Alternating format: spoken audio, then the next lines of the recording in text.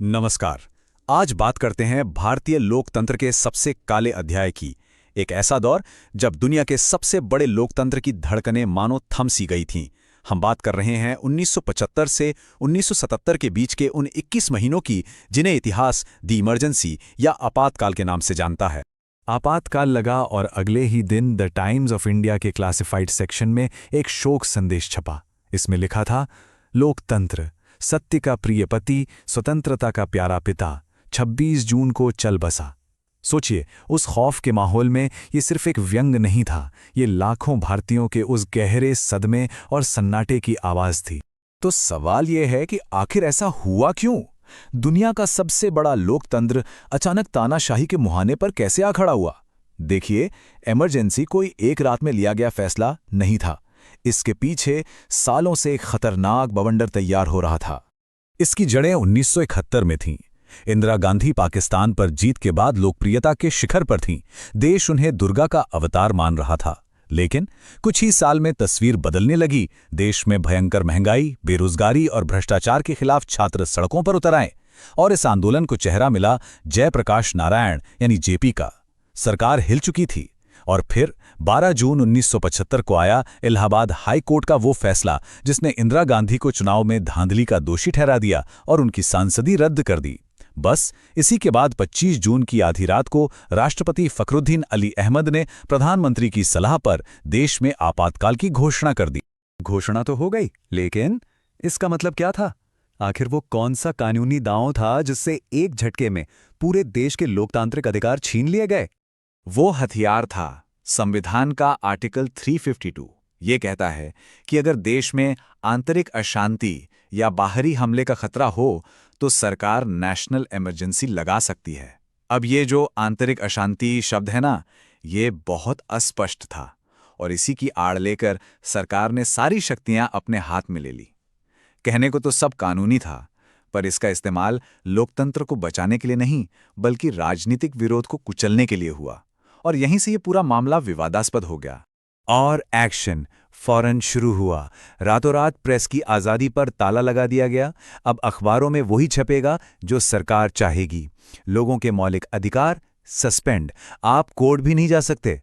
Atal Bihari Vajpayee, Lalkrishna Advani, JP, विपक्ष का कोई बड़ा नेता नहीं बचा जिसे मीशा जैसे काले कानून के तहत जेल में न डाल दिया गया हो, बिना किसी सुनवाई के, बिना किसी जुर्म के। लोकतंत्र के चौथे स्तंभ यानी मीडिया का क्या हाल था? इस पर लालकृष्ण आडवाणी ने बाद में एक बहुत मशहूर बात कही थी कि जब आपको सिर्फ झुकने के लिए कहा गया तो आप रेंगने लगे। कुछ अखबारों ने हिम्मत दिखाई, विरोध में अपने एडिटोरियल पेज खाली छोड़े, लेकिन ज्यादातर ने सरेंडर कर दिया। और मीडिया ही क्यों, न्याय का मंदिर यानी सुप्रीम कोर्ट, वहां भी एक ऐसा फैसला आया जिसे आज भी भारतीय न्यायपालिका का सबसे काला दिन माना जाता है। मशहूर एडीएम जबलपुर केस में सुप्रीम कोर्ट ने कहा कि इमरजेंसी के दौरान सरकार किसी नागरिक के जीने का अधिकार भी छीन सकती है। सोचिए, 5 जजों की बेंच में से सिर्फ एक जज, जस्टिस HR खन्ना, ने इस फैसले के खिलाफ आवाज उठाई। उनकी इस हिम्मत की कीमत उन्हें चुकानी पड़ी, पर आज भी उनका नाम न्यायिक साहस का प्रतीक है। तौब, प्रेस खामोश था, अदालतें एक तरह से बेबस थीं और सत्ता का सारा कंट्रोल एक जगह सिमट गया था। अब देखते हैं कि जमीन पर इस बेहिसाब ताकत का कैसा भयानक इस्तेमाल हुआ।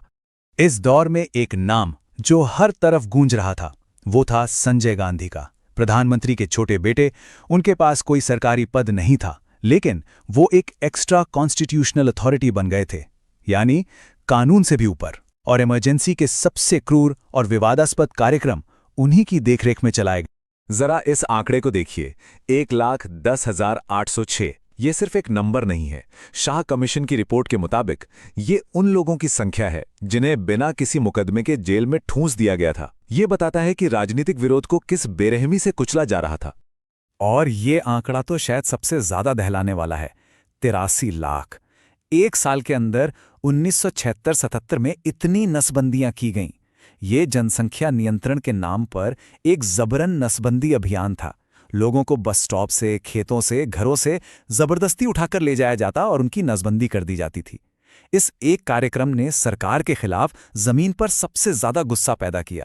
संजय गांधी का एक और कार्यक्रम था शहर सौंदर्यीकरण। इसके नाम पर दिल्ली की झुग्गियों पर बुलडोजर चला दिए गए।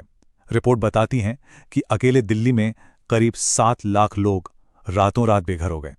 उन्हें बिना किसी इंतजाम के शहर के बाहर फेंक दिया गया। इस क्रूरता का सबसे भयानक चेहरा दिखा दिल्ली के तुर्कमान गेट पर। अप्रैल 1976 में जब लोग अपने घरों को टूटने से बचाने के लिए सामने आए तो पुलिस ने उन पर सीधी गोलियां चला दी। कई लोग मारे गए और सेंसरशिप इतनी तगड़ी थी कि देश को इस हत्याकांड की भनक तक नहीं लगी। अखबारों से यह खबर पूरी तरह गायब थी। तो सवाल ये है कि जुल्म का ये अंधेरा आखिर खत्म कैसे हुआ? लोकतंत्र ने दोबारा सांस कैसे ली? और इस पूरे दौर का हमारे गणतंत्र पर क्या असर पड़ा? देखिए, दमन जितना बढ़ा, प्रतिरोध की आग भी उतनी ही सुलगती रही। अंडरग्राउंड आंदोलन चल रहे थे। पंजाब में अकाली दल ने लोकतंत्र बचाओ मोर्चा छेड़ा, जिसमें हजारों लोगों ने गिरफ्तारियां दी। जमीन पर गुस्सा बढ़ रहा था। इसी बीच शायद अपनी लोकप्रियता का गलत अंदाजा लगाकर इंदिरा गांधी ने जनवरी 1977 में अचानक चुनाव का ऐलान कर दिया और 21 मार्च 1977 को इमरजेंसी आधिकारिक तौर पर खत्म हो गई। और फिर बैठी देश की सबसे बड़ी अदालत, यानी जनता की अदालत।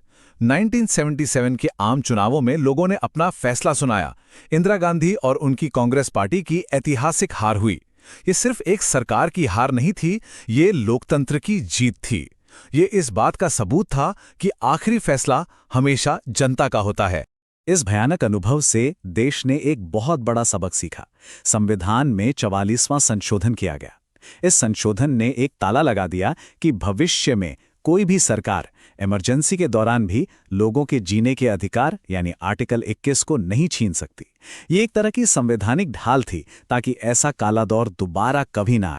कहा जाता है कि इमरजेंसी भारत के लिए तानाशाही के खिलाफ एक वैक्सीन की तरह थी, जिसने लोकतंत्र की इम्यूनिटी को और मजबूत कर दिया।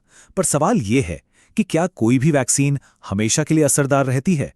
ये सवाल हमें हमेशा याद दिलाता है कि लोकतंत्र को हल्के में नहीं लिया जा सकता।